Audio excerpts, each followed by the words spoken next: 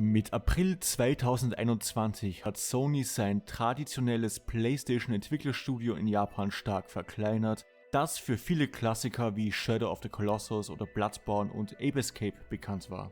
Übrig bleibt vorerst ein Kernteam bei Asobi, den Machern von Astrobot. Gerade bei Classic-Fans von PlayStation kam Sorge darüber auf, wie es nun mit der Varianz in der Sony First-Party-Entwicklung weitergeht. Vorweg, das Vorurteil, die PlayStation würde nur noch pathetische Shooter und cineastische Korridor- oder Open-World-Spiele mit monotonen Farben machen, ist schlicht nicht haltbar. Zumindest bis vor kurzem nicht. Klar, die Big Seller sind für Sony inzwischen The Last of Us oder Horizon und God of War, aber gleichzeitig haben sie für PS4 auch Titel wie Gravity Rush, Tearaway, The Last Guardian, Ratchet & Clank oder Dreams rausgehaut oder sogar Hot Shots Golf. Auch die PS5 haben sie mit Demon's Souls, Astrobot und Sackboy gestartet, statt nur mit dem Mainstream-Zugpferd Spider-Man. Mit der Rationalisierung von Japan Studios kommt nun aber die Furcht auf, dass sich dieses Vorurteil vielleicht doch in die Realität wandeln könnte.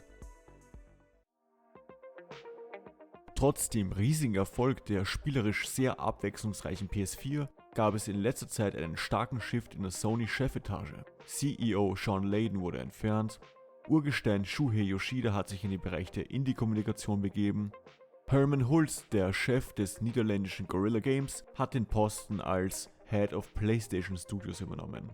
Die Zügel als Präsident hat nun Jim Ryan in der Hand. Ryan fiel für mich zumindest negativ auf, als er einmal Fans mokiert hat, die gerne eine stärkere Abwärtskompatibilität gesehen hätten, à la Xbox, weil sich ja laut ihm niemand ernsthaft für Spiele vor der PS4-Generation interessieren könnte. Dadurch entstand zumindest bei mir nicht der Eindruck, dass er jemand ist, der Respekt für Spiele als Kunstform hat. Aber je stärker die Industrie wächst, desto stärker kommt sie nun mal in die Hände von CEOs, die sich für ihr Produkt nicht wirklich leidenschaftlich interessieren. Betriebe wie EA wirken ja inzwischen schon länger völlig mechanisch. Mit etlichen gnadenlosen Studioschließungen, wenn irgendein Projekt doch nur 5 statt 10 Millionen Einheiten absetzt. Oder wenn die Entwicklung von einem Spiel einfach zu lange dauert oder nicht mehr in den neuen Geschäftsplan passt. Bei Sony war das bisher nicht so rigoros zu beobachten. Mit Japan Studios trifft dieser womöglich erste von mehreren Schritten aber ziemlich hart. Zwar waren bei weitem nicht alle Japan Studios Titel spielerische Erleuchtungen und schon gar nicht riesige Verkaufshits, aber gerade bei Hobbyspielern waren Klassiker wie Shadow of the Colossus oder auch Obskures wie Parappa the Rapper sehr lange das Sinnbild für intern bei Sony entwickelte PlayStation-Spiele. Manche Fans haben das schnell zu relativieren versucht. Weniger Sony-Spiele aus Japan seien ja kein großer Verlust, da die Spiele qualitativ öfter mal keine Kracher gewesen sein sollen und sich sowieso nicht verkaufen würden. Das ist eine Logik, die aber viel zu kurz greift. Einerseits fühle ich mich da zwar ein bisschen ähnlich, denn viele Sony-eigene Spiele wie Siren oder Ape Escape und Ico haben mich zwar immer vom Setting abgeholt, aber vom Gameplay manchmal ein bisschen enttäuscht. Dahingehend trifft mich ein geringerer Output pragmatisch gesehen vielleicht nicht so stark. Andererseits aber tut eine Homogenisierung der Spielelandschaft sicher niemandem gut. Vielleicht war nicht immer alles Gold, aber die Japan Studios haben für etliche kreative Ideen und auch Abwechslung im Portfolio gesorgt. Und mussten sich dabei nicht auf kleine Indie-Budgets beschränken. Und wenn sie dann mal Hits gelandet haben, wie Astrobot, Bloodborne, Shadow of the Colossus und Co., dann haben sie qualitativ auch richtig eingeschlagen. Und das sollte mir als Spielefan vielleicht doch etwas wichtiger sein als der ach so geniale Business Sense hinter Studioschließungen. Es ist ja sowieso fraglich, ob diese CEOs wirklich immer den besten Riecher haben. Die Industrie und die Trends sind ja stetig im Wandel. Viele waren zum Beispiel enttäuscht, als Microsoft das klassische Entwicklerstudio Rare für Kinect Gelegenheitsspielchen verpflichtet hat. Inzwischen hat sich die Spielelandschaft aber wieder so geändert, dass der Entwickler nun mit Titeln wie Sea of Thieves hervorstechen kann. Hätte man Rare nach dem Flop von Kinect einfach geschlossen, hätte man diesen Online-Vorzeigetitel jetzt nicht bereit. Sony jedenfalls kann jetzt nicht mehr auf ihr teilweise ältestes Talent zugreifen, selbst wenn irgendwann wieder eine Strategieänderung stattfinden sollte. Die Infrastruktur ist langfristig geschwächt. Mich erinnert so ein Mindset an Nintendo während ihrer Wii-Hochzeit am Ende der Nullerjahre. Ab einem gewissen Punkt hat sich die amerikanische Abteilung von Nintendo geweigert, schon fertiggestellte Spiele zu lokalisieren, wie bereits in Japan produzierte Rollen- und Horrorspiele. Denn der CEO in Amerika hat kein Verkaufspotenzial on par mit Wii Fit oder Super Mario gesehen.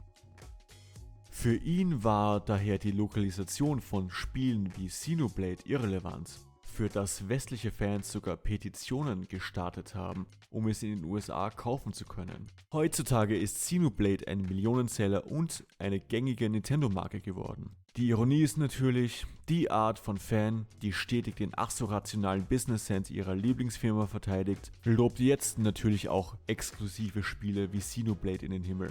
Würde es aber nach den CEOs gehen, die sie so stark verteidigen, würde die Serie gar nicht existieren. Und bei Sony dasselbe. Ich behaupte einfach mal, dass viele Menschen, die die Japan Studios Schließung als akzeptabel abwinken, auch Bloodborne als exklusiven Titel toll finden. Ginge es aber nach den westlichen Sony-Chefs, hätte es die Dark Souls-Reihe inklusive Bloodborne am besten nie gegeben. Schließlich verweigerten sie die Lokalisation vom Erstlingsspiel Demon's Souls einfach. Klar, nicht in jedem Japano-Nischenspiel steckt ein potenzieller Hit wie die Dark Souls-Reihe. Die völlige Abwehrhaltung gegen jede noch ungetestete Spieleidee ist aber genauso absurd. Zu einer guten Konsolenbibliothek gehört aus meiner Sicht, dass der Plattformholder alle Genres bedient, um auch langfristig alle Sorten von Fans bei der Stange zu halten. Genau deshalb war ja die PS4 zu loben. Bei einem Gravity Rush oder The Last Guardian waren keine gigantischen Verkaufshits zu erwarten. Selbst Bloodborne konnte erwartungsgemäß nicht mit den Verkäufen von Uncharted oder Spider-Man mithalten. Auch ein Spiel wie Death Stranding war sicher riskant und nicht Mainstream-konform. Zwar war der Hype für Director Hideo Kojima während der Ankündigung auf einem Hoch, weil er von Konami zuvor unschön entlassen worden ist, aber seine Postboten-Simulation Death Stranding war sicher nichts, das man als sichere Bank finanziert hat. Sony hätte solche Spiele nicht produzieren müssen, solange sie ihre Shooter von Naughty Dog und Co. haben, um kurzfristigen Erfolg zu gewährleisten. Aber dennoch gab es diese anderen Spiele und das ist gut, denn eine lebendige Videospielplattform sollte alle Nischen abdecken. Eine einseitige Videospielindustrie sollte eigentlich niemand wollen. Dieses Mantra hatte eigentlich auch einmal der vorherige CEO Layden betont, beispielsweise als er den nischigen Kulttitel Vib Ribbon auf einer E3 als Vorzeigetitel für PlayStation verteidigt hat. It wasn't a multi-million seller, but that's not the point. Vib Ribbon was unafraid to go against the tide. Kurz nach der Schließung von Japan Studios gab es wiederum durch Bloomberg einen Bericht, demzufolge die neue Leitung bei Sony noch mehr Studios und Spiele eindampfen will, die keine absoluten Blockbuster sind. Zumindest gerüchteweise. Layden hat daraufhin auf Twitter etliche Posts geliked, die sich wegen dem Bericht das Team hinter der PlayStation 4 zurückgewünscht haben oder umgekehrt Jim Ryan kritisiert. Das kann man durchaus unterschiedlich bewerten, deutet aber aus meiner Sicht an, dass es hinter den Kulissen während dem Übergang zu PlayStation 5 vielleicht nicht ganz rund lief, was die Richtungsentscheidungen für die Sony-Marke angeht. Ein gutes Zeichen ist aber, dass Sony eigentlich nicht im Trend zu handeln scheint. Japanische Spiele haben sich in der letzten Generation enorm erholt, qualitativ sowie auch verkaufstechnisch. Viele japanische Entwickler versuchen nicht mehr zwanghaft Trends wie Call of Duty hinterher zu jagen, sondern besinnen sich wieder auf ihre Stärken und abwechslungsreiche Spielesettings. Inzwischen haben Capcom und From Software mit Titeln wie Dark Souls, Sekiro, Monster Hunter World oder Resident Evil 7 ihre größten Erfolge eingefahren. Auch vermeintlich kleinere Titel wie Nioh waren deutlich erfolgreicher für Team Ninja als ältere Spiele. Früher völlig nischige Titel wie Nier oder Persona sind nun Multimillionenseller. Dementsprechend wäre wahrscheinlich eine Neuorientierung von Japan Studios sinnvoller gewesen. Dann hätte man statt NEC 2 vielleicht eher wieder Japaner-Rollenspiele oder Horrortitel machen sollen, nur so als Beispiel. Immerhin dürfen sich aber also die alten Entwickler von Sony hoffentlich in der Gaming-Szene weiterhin gut zurechtfinden. Keiichiro Toyama beispielsweise, der Macher von Gravity Rush und früher Silent Hill, hat ziemlich zeitgleich zur Japan Studios Schließung bereits ein neues unabhängiges Projekt angekündigt. Auch Shadow of the Colossus Schöpfer Fumito Ueda ist schon länger nicht mehr bei Sony und hat mit einem neuen Studio einen Deal mit Epic Games gemacht. Ich nehme an, neue Projekte aus solchen Initiativen werden weiterhin für die PS5 kommen und ich werde sie vielleicht auch dort kaufen. Aber natürlich werden das sicher Multiplattform-Titel. Und es wird sich zeigen, wie lange sich Sony im exklusiven Spielebereich mit einem Fokus auf Mainstream-West-Spiele halten kann. Zumindest wenn sie diesen Weg einschlagen sollten. Wie gesagt, bisher zeigt sich das immerhin noch nicht, aber Jim Ryan scheint jemand zu sein, der doch übermäßig stark auf die Zahlen zu schauen scheint. Wobei man ja denken würde, dass in der Industrie, die sich gerade hinbewegt zu neuen Distributionsformen, man internationale Studios eher aufstocken würde, statt sie dicht zu machen.